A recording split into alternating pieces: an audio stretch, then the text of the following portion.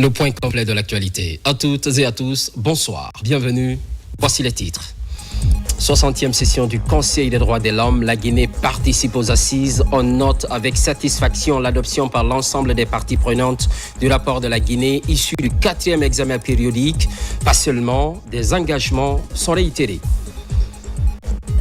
Le 17 septembre de chaque année, l'humanité commémore la journée du tourisme en Guinée. Un département ministériel a été récemment érigé. Objectif, mettre en lumière le potentiel touristique de la Guinée. Déclaration à suivre du ministre Mahamadou Abdoulaye. Santé, CHU, Donka, mise en marche de la salle de cathétérisme cardiaque, ce qui va permettre de réduire les évacuations dans le traitement des maladies du cœur et des vaisseaux sanguins. Une avancée saluée par les autorités de cet hôpital.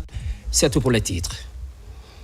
Justice. La Guinée participe à la 60e session du Conseil des droits de l'homme. C'est le garde des Sceaux qui conduit la délégation. Lors des assises, le rapport de la Guinée, issu du 4e examen périodique adopté par l'ensemble des parties prenantes. Au même moment, des engagements sont pris pour la mise en œuvre des différentes recommandations. Carlo Younoussaba, depuis Genève. Genève, 60e session du Conseil des droits de l'homme. Ici, le rapport de la Guinée, issu du 4e examen périodique universel, est adopté par l'ensemble des acteurs.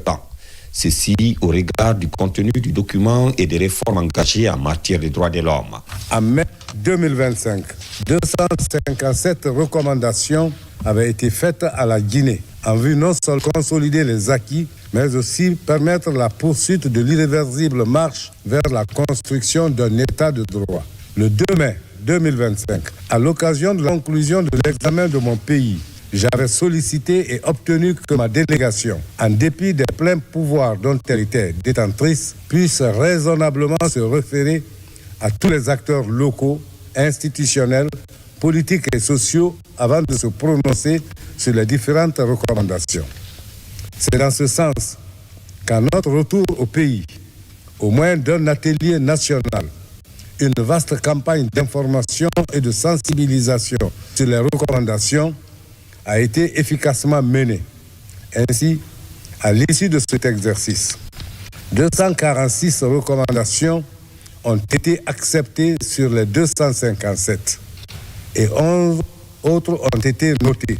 Le tableau récapitulatif détaillé, suivant le format approprié, a été conséquemment transmis en temps opportun.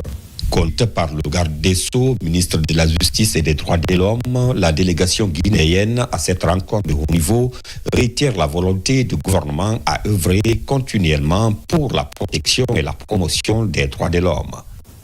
Le gouvernement de la République de Guinée prend acte des recommandations acceptées et s'engage à les mettre en œuvre.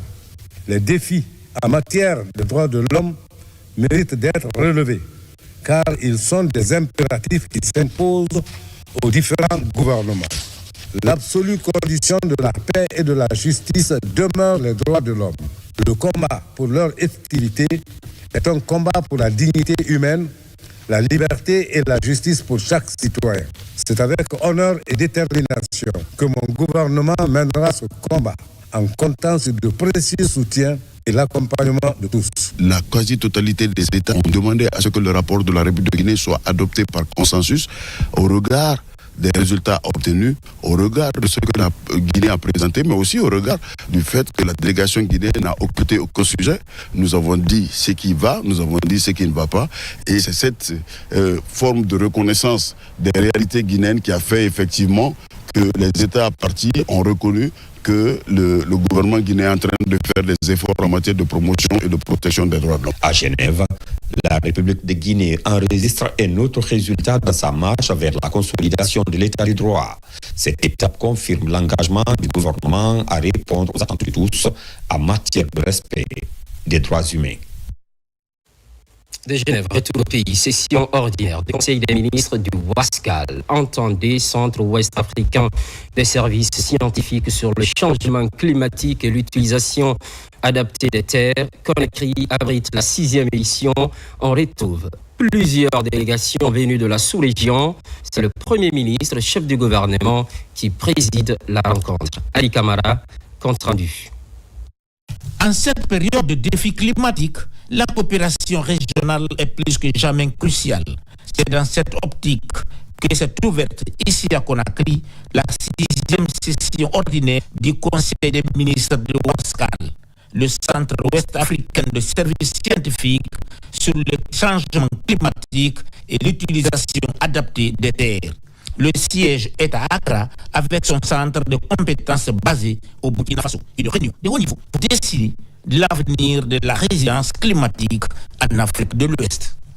Mobiliser la recherche et l'innovation, ainsi que la formation pour renforcer la résilience de nos systèmes humains et environnementaux face aux bouleversements climatiques. Notre région dispose aujourd'hui d'un cadre académique et scientifique unique, à travers des écoles doctorales et des programmes de recherche implantés dans la quasi-totalité des pays membres. Cette structure, au-delà de la formation scientifique de haut niveau, contribue à l'émergence d'une pensée africaine sur le climat, capable de dialoguer d'égal à égal avec les grandes institutions mondiales et de produire des solutions contextualisées à nos défis. Cet espace scientifique se positionne déjà comme un pilier essentiel pour une décision afin de fournir des données climatiques fiables et accessibles pour anticiper les sécheresses et les inondations. Au-delà de l'aspect scientifique et de recherche qui interpelle et qui intéresse les ministères de l'enseignement supérieur et de la recherche, je dois dire que la Guinée est dans une phase extrêmement importante en ce qui concerne les dynamiques relatives au changement climatique. Donc la recherche scientifique pour permettre la préservation de cet environnement, d'anticiper sur les méthodes culturelles à mettre en œuvre pour assurer une capacité de résilience beaucoup plus importante des populations et des terres aussi, est d'un intérêt particulier. D'où la nécessité que la science, que les chercheurs anticipent pour préparer la société et préparer les programmes qui pourront être exploités de la manière la plus large par des producteurs, par des acteurs qui ne sont pas des acteurs du monde scientifique. Avec des institutions comme WASCAL, portées par une volonté politique affermie, la région se dote des instruments nécessaires pour construire un avenir responsable et résilient.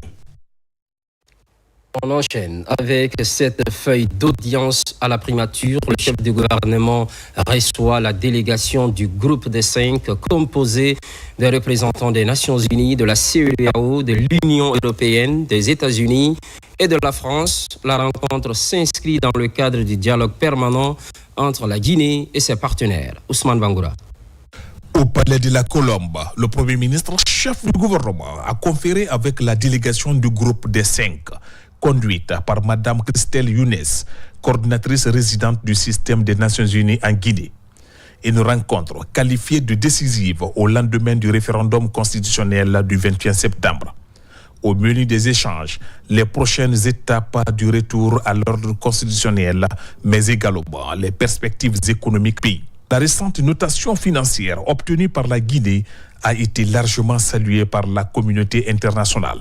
Dans l'histoire de la Guinée, donc nous voulions en tant que partenaire clé de la Guinée féliciter le Premier ministre et le peuple de Guinée pour ce moment historique. Le Premier ministre nous a assuré que les étapes suivantes allaient être en cours et que nous verrions bientôt un retour complet à l'ordre constitutionnel. Et nous avons parlé ensemble de la manière dont la communauté internationale pourrait soutenir la Guinée pour que les prochaines étapes se passent dans l'apaisement, dans l'inclusion. La rencontre s'est achevée sur une note d'optimisme marquée par la volonté partagée de renforcer le partenariat entre la Guinée et ses partenaires techniques et financiers. 3 jours après la publication des résultats globaux provisoires du référendum constitutionnel du 21 septembre dernier, l'Observatoire national autonome de supervision, ONASUR, était ce vendredi face à la presse, opportunité pour l'institution de présenter sa mission et sa méthodologie de supervision du vote. Amadou Touré, explication. Suite à la publication des résultats globaux provisoires du vote référendaire du 21 septembre dernier par le ministère de l'Administration du Territoire et de la Décentralisation, l'Observatoire national autonome de supervision du référendum constitutionnel ONASUR est face à la presse.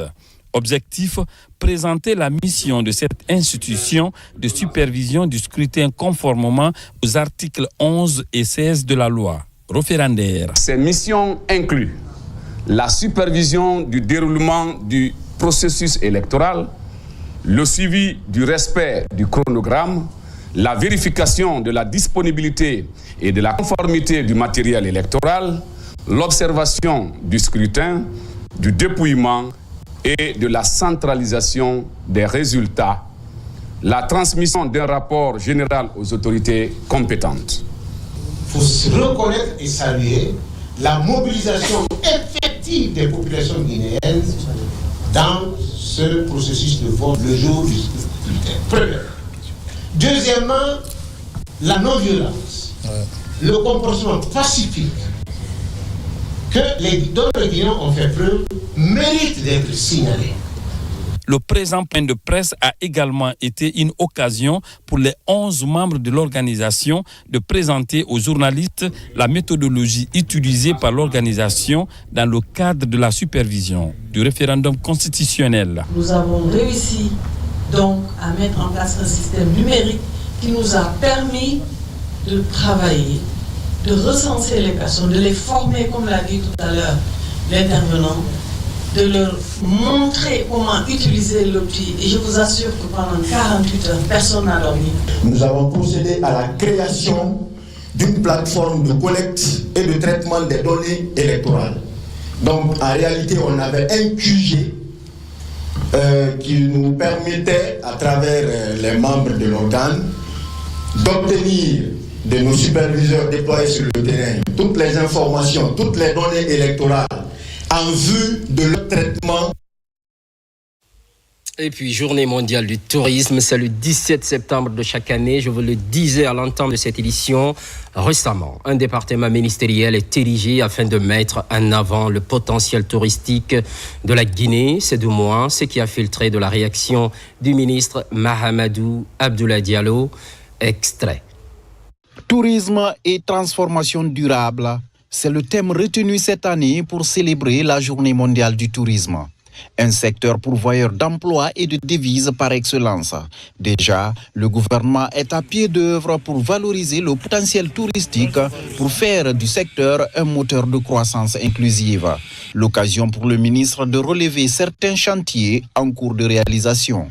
La réhabilitation et la modernisation du voile La Mariée à Kindia, le démarrage des travaux de rénovation de l'hôtel Monimba à Zérékoré, l'achèvement des travaux de la cité Niger à Farana, la rénovation prochainement du grand hôtel d'indépendance de Conakry ainsi que l'hôtel Bel Air, la structuration d'un cadre réglementaire pour encourager les investissements privés à travers la soumission du projet de code de tourisme au CNT et la relance de la promotion internationale de la destination Guinée avec la participation active à des salons et foires touristiques. Levier de développement à travers la diversification de l'économie, le tourisme est un secteur très transversal qui devrait de ce fait être l'affaire de tous. Aussi forte que soit la volonté de l'État, elle ne saura suffire sans la contribution du secteur privé.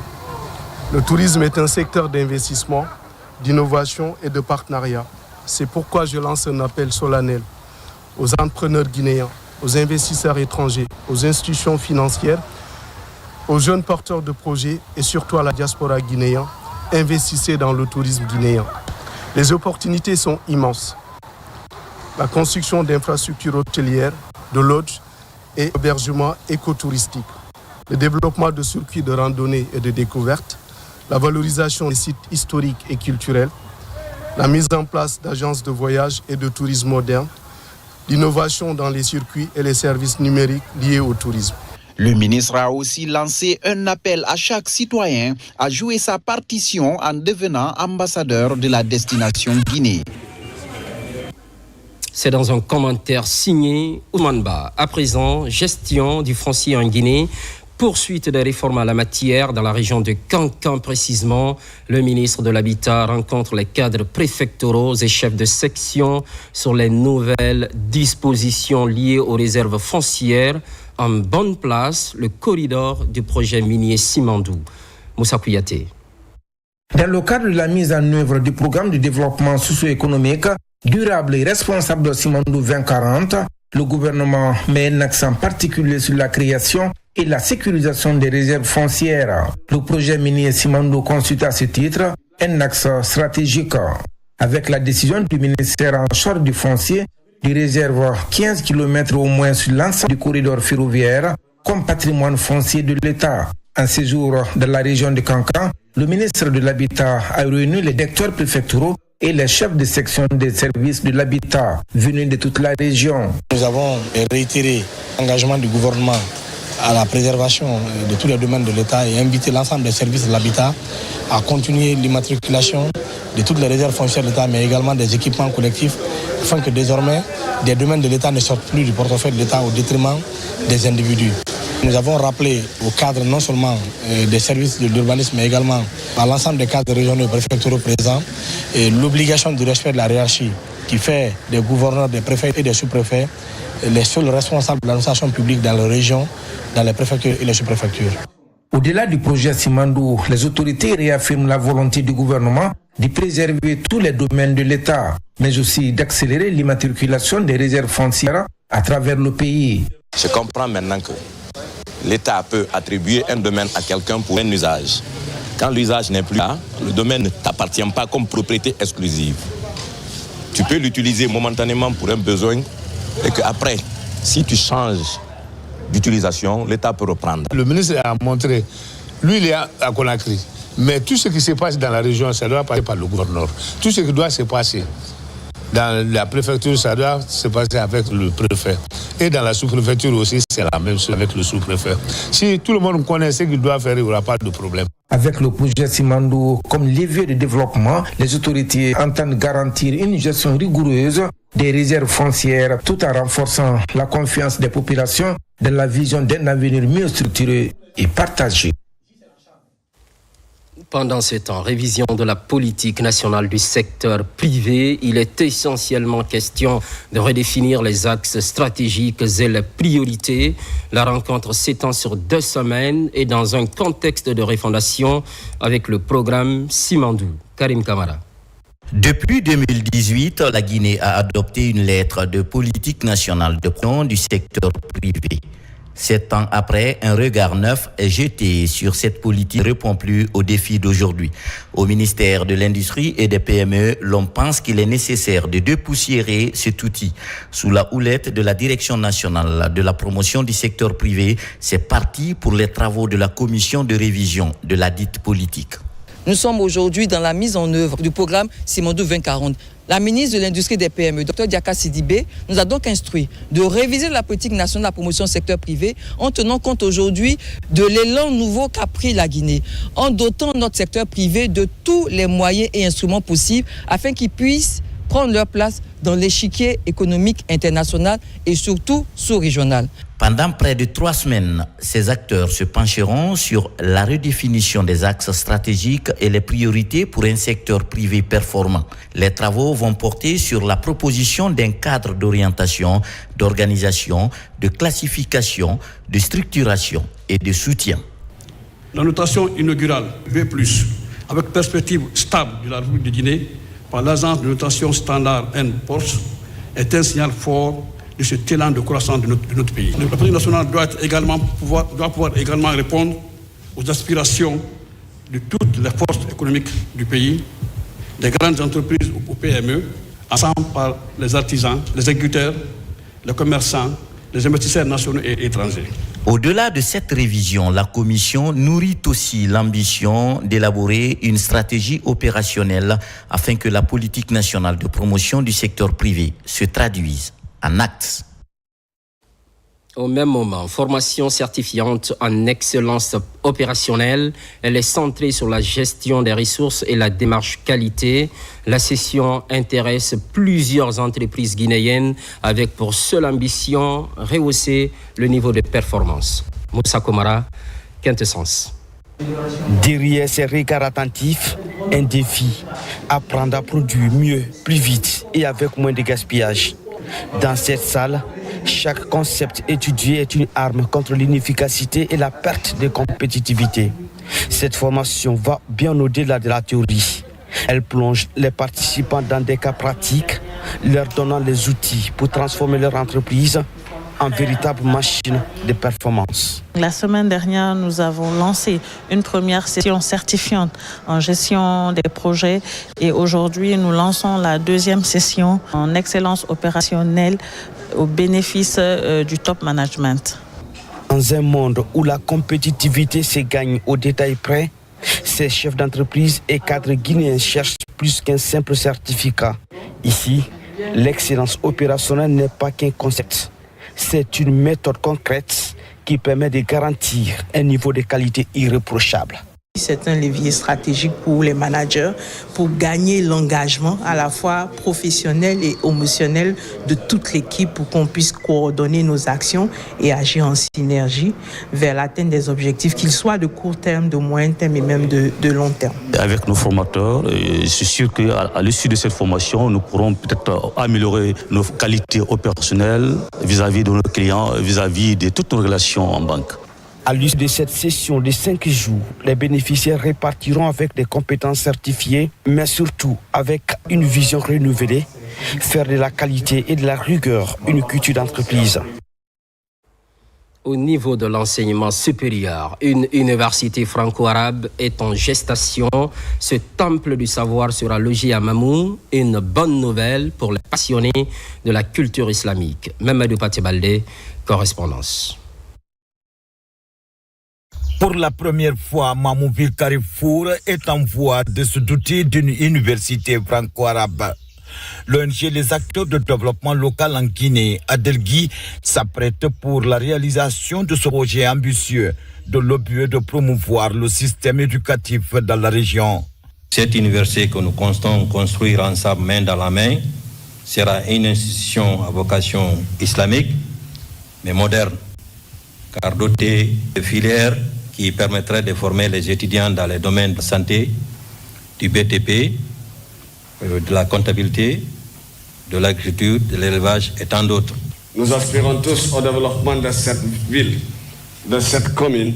Nous devons alors se donner la main, penser, réfléchir, dormir et se réveiller ensemble.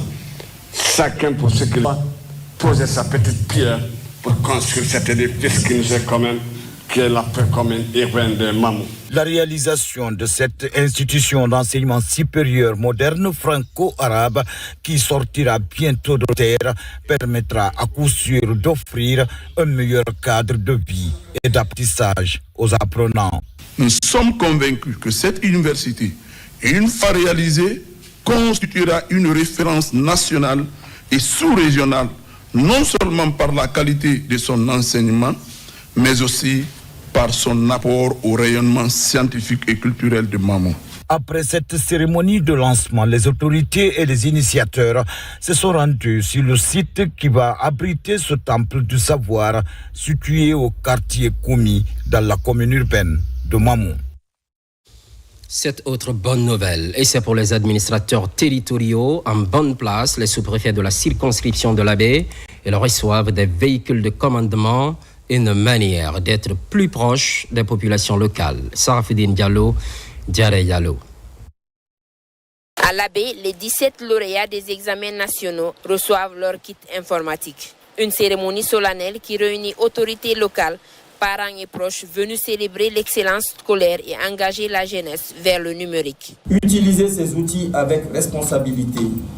Ils sont équipés de la plateforme Iloni, une véritable mine d'or, vidéo de cours, sujet corrigé, support PDF et bien plus encore. Elle a été conçue pour vous, en particulier pour les élèves de l'intérieur du pays qui ont parfois des difficultés à boucler le programme.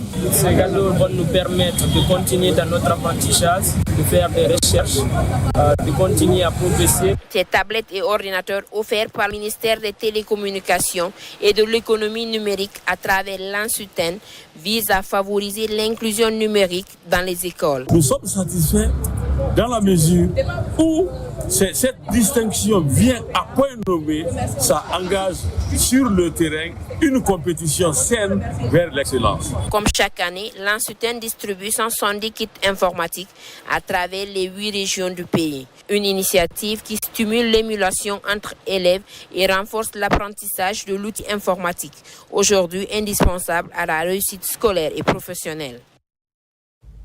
Vous avez certainement compris, c'est plutôt la remise des kits scolaires à marge de la rentrée des classes. Après Kindia, ouverture à Koya du dialogue communautaire sur la sécurité routière, une forme de sensibilisation sur les dangers liés à la circulation. On cite un exemple, le transport à moto des enfants, notamment les écoliers, à quelques jours de la rentrée scolaire. Kadiatou Suleiman Keïta pour plus de détails. Communautaire sur la sécurité routière se poursuit après Kindia, une initiative portée par la société minière Rio Tinto Simfer en collaboration avec l'ONG Club des Amis du Monde. Ce dialogue intervient dans un contexte où les accidents de la route continuent de faire des victimes, souvent parmi les plus jeunes. En ligne de mire, l'usage massif de motos pour le transport scolaire, souvent sans mesure de sécurité. Prendre 5 personnes sur la moto pour envoyer des enfants à l'école.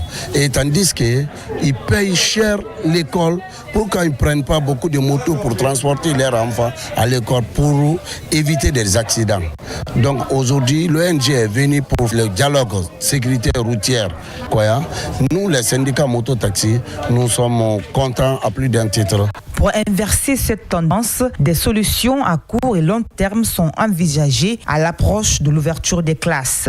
On va passer 15 émissions et des tables rondes sur les radios locales ici à Koya pour pouvoir vraiment sensibiliser les parents pour la rentrée scolaire sécurisée. Aussi avec certaines écoles qui sont touchées par la route, nous allons développer les cours d'éducation axés sur la sécurité routière. Donc, je remercie le Club des Amis du Monde à travers Rio Tinto qui a initié ce projet. Donc cette sensibilisation, nous ne pouvons qu'apprécier en tant qu'autorité. À Koya comme à Kindia, l'engagement est pris, celui de bâtir une conscience collective pour des routes plus sûres, et cela commence dès maintenant avec les plus jeunes. Journée des pharmaciens pour la célébration du côté de Bokeh. Le choix est porté sur l'hôpital Anaïm, une retrouvaille du personnel de santé. Les échanges portent entre autres sur le rôle des pharmaciens, la lutte contre la vente illicite des produits pharmaceutiques et la redynamisation du secteur en faveur des patients. Younoussa Tawel Kamara. Pour la deuxième année de suite, les pharmaciens de la région de Bokeh célèbrent le 25 septembre la journée mondiale des pharmaciens. La cérémonie a réuni tous les membres de l'Ordre national des pharmaciens de Bokeh et le personnel de santé de l'hôpital Anaïm de Kamsar, mais aussi de quelques chefs des centres de santé. Cette journée permet de sensibiliser le grand public à l'importance de cette profession et de mettre en avant les contributions des pharmaciens à la santé publique. Elle constitue également une occasion pour les professionnels du secteur de partager leur expérience, de promouvoir les bonnes pratiques et de renforcer la collaboration entre les différentes branches de la pharmacie.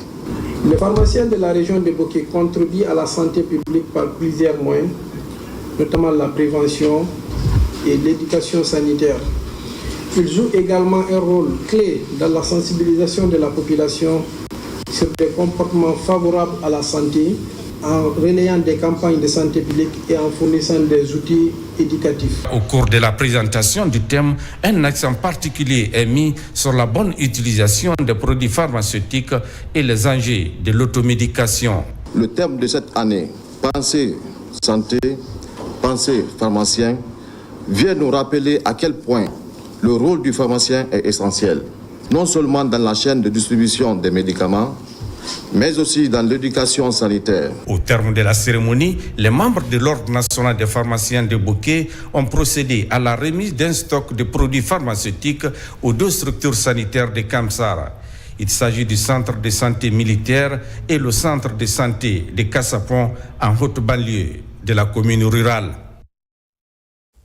Santé toujours et de façon plus pratique, cette innovation au CHU d'Anka, il s'agit de la mise en marche de la salle de cathétérisme cardiaque. Le dispositif intervient dans le traitement des pathologies du cœur et des vaisseaux sanguins, des parties très sensibles du corps pour des prestations chirurgicales précises, ce qui va permettre de réduire les évacuations. Kernos Mandialo. Avec sa salle de cathétérisme cardiaque moderne, le CHU d'Anka réalise des chirurgies de pointe pour prise en charge des patients atteints de maladies au niveau du cœur ou encore pour déboucher des vaisseaux sanguins obstrués. Une avancée importante dans l'évolution du CHU qui entend devenir un pôle d'excellence dans la sous-région dans bien de domaines médicaux. Aujourd'hui, c'est la première salle en Guinée qui fait les cardiopathies congénitales, qui fait les fistules coronaires et le canal artériel. Si les malades sont éligibles chez les enfants, on les fait aujourd'hui. On peut faire des dilatations, on peut placer des stents à ce niveau. Et aussi au niveau de l'aorte abdominale, placer un stent graft, on le fait aujourd'hui ici. Déjà, au sein du CHU, la mise en marche de la salle de cathétérisme cardiaque soulage des patients qui étaient au bord du désespoir. Nous avons commencé le traitement de la maladie de ma mère à Kamsar en vain, avec plusieurs transfusions sanguines d'ailleurs. Nous ne comprenions pas, c'est ici que nous avons eu la solution. Aujourd'hui, Dieu merci, elle se sent mieux.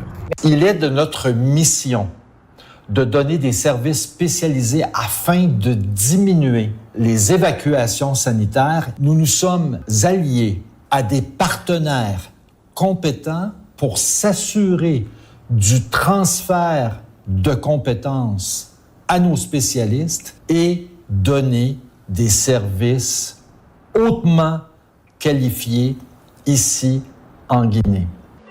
Aux côtés des médecins guinéens, des médecins brésiliens soutiennent le développement de cette chirurgie de pointe à Conakry.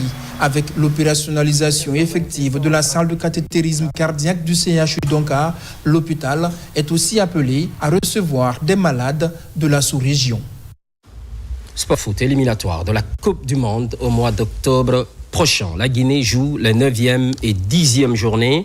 Peu avant, le sélectionneur Paulo Duarte anime un point de presse ce vendredi.